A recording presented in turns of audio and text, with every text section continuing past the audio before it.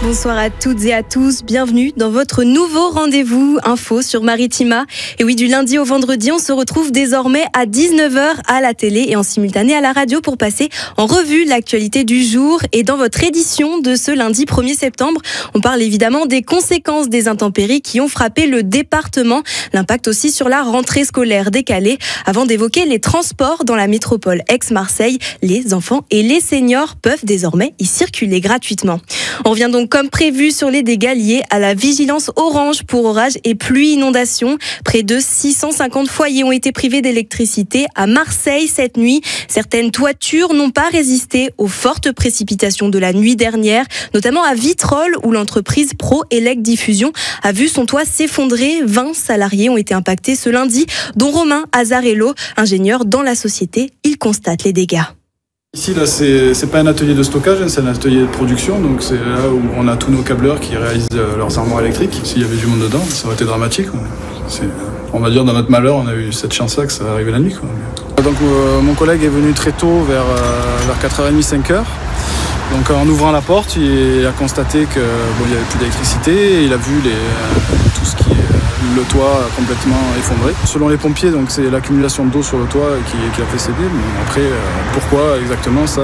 On a la partie bureau où on a le droit de rentrer, mais pour prendre les affaires, on va dire. Là, on essaye de se réorganiser, on a un deuxième atelier, donc on s'organise comme on peut. Là, on va dire qu'on fonctionne en dégradé, en attendant de voir dans les prochaines semaines ce qui va se passer.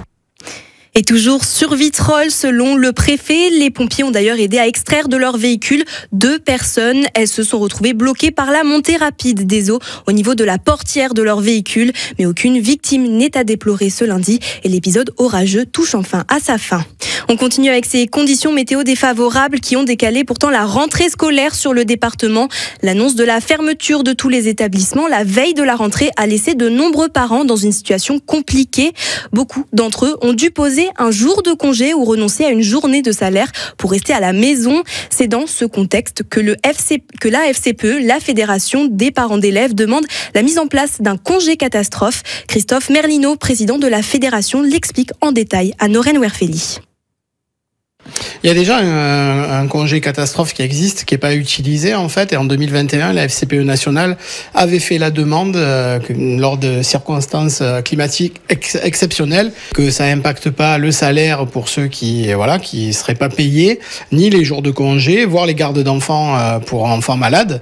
Donc on demande à ce que ce congé soit utilisé. On attend une réponse de la part des autorités.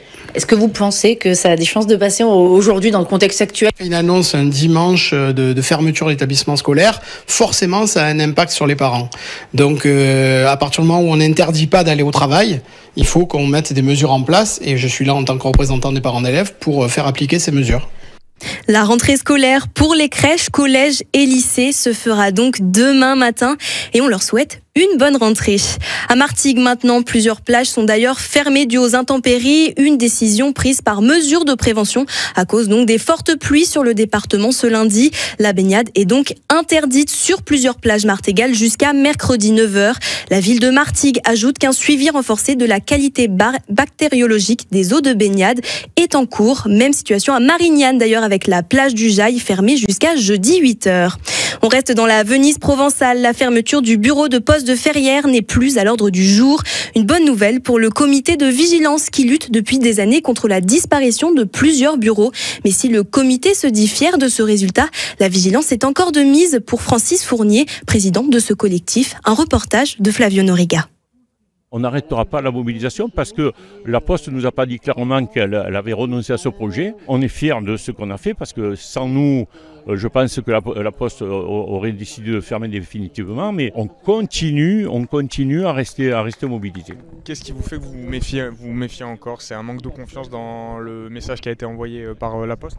Écoutez, nous d'abord on a lu une publication que le député de Martigues a faite en disant que la Poste lui avait confirmé la fermeture du bureau. Donc là. Et puis de savoir que ce n'est que répit. La Poste a toujours décidé de fermer des bureaux et je pense que la situation nationale, politique fait que la Poste a mis ce dossier un peu sous le coude. Donc le 27 septembre, nous appelons tous les citoyens de Martigues qui tiennent au service postal de se rassembler devant ce bureau de Ferrières pour dire qu'on reste mobilisés et qu'on ne lâchera rien. La mobilisation du comité continuera le 27 septembre prochain où un nouveau rassemblement aura lieu devant le bureau de poste de Ferrières. On parle des transports en commun désormais gratuits pour les enfants et les seniors. Cette mesure concerne les moins de 11 ans et les plus de 65 ans et elle entre en vigueur aujourd'hui. Tous les services de transport de la métropole Aix-Marseille-Provence sont concernés, que ce soit le bus, le métro et même les navettes maritimes. Michel Montagne a passé sa journée dans les transports pour vous donner la parole. Il y a rencontré Laurent, par exemple, conducteur de bus, et Lionel, une passagère. À environ 8 km de voies, dont 5 km de voies à peu près réservées donc en site propre pour le bus. Donc c'est un gain de temps pour relier donc Captain Jazz au métro Fourragère. Et pour les clients, je pense que ça va leur simplifier la vie. Je pense que ça va être une ligne beaucoup fréquentée. Oui, ça relie quartier Nord, quartier Est. Bon, ils étaient reliés par le métro, mais là, il y a un gain de temps pour eux. Moi, ça va changer, parce que à l'arrêt du carrefour Le Merlan, on avait l'habitude de prendre que le 32. Mais là, on a le choix. Donc, on peut prendre aussi le B4. Donc, vraiment, on est contente. Et le fait qu'il y a un nouveau bus, oui, il y a le nouveau bus, vraiment, on est heureuse, nous, en fait. On est vraiment heureuse. Et ça y est, on va vous dire au revoir. Et merci beaucoup, monsieur. L'objectif étant à terme de soulager les budgets des plus fragiles et de poursuivre aussi dans la transition écologique. Pour notre reporter Michel Montagne, il sera à nouveau à votre rencontre demain au port de pêche de Carreau sur le marché aux poissons. On parle justice maintenant à Aix. C'était le début du procès de l'ex-policier marseillais jugé pour viol d'enfants. Julien Palisca, ancien policier de la brigade de protection des mineurs de Marseille, est accusé de viol sur 2 enfants philippins. L'homme de 46 ans comparaît également pour la détention de presque 3000 images et vidéos pédopornographiques. Bruno Bartosetti, délégué du syndicat de police SGP, réagit. Dans notre institution, mais comme dans d'autres, bien des personnages odieux.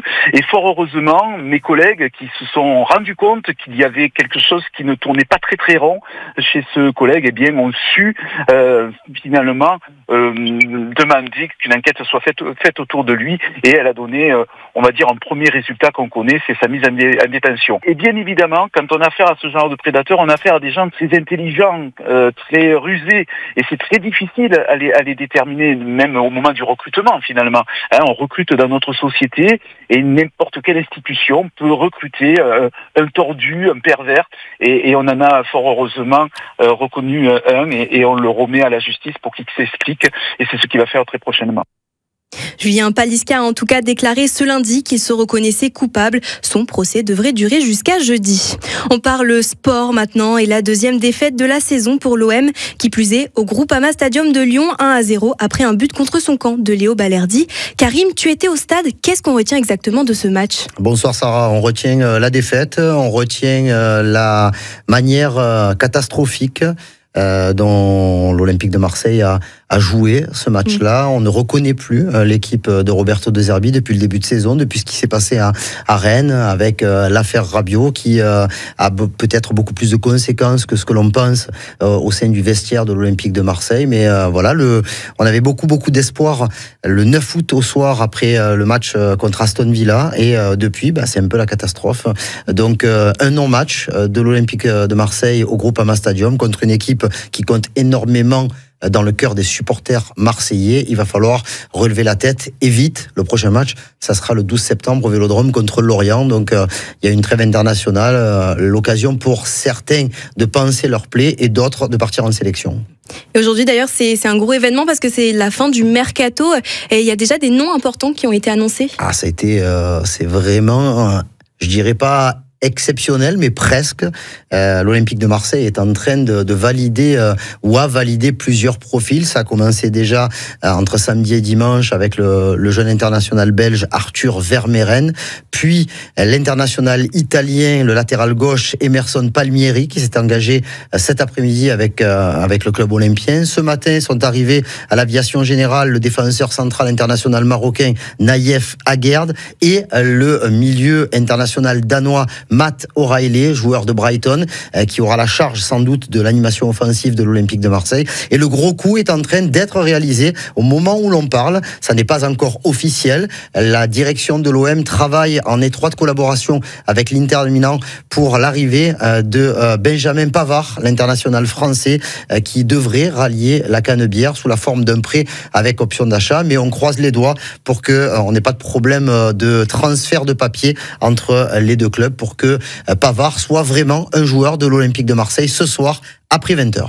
Merci beaucoup Karim. C'est la fin de ce journal. On se retrouve demain 19h toujours en direct à la télé, à la radio pour plus d'actualités. Et moi je vous souhaite une bonne soirée.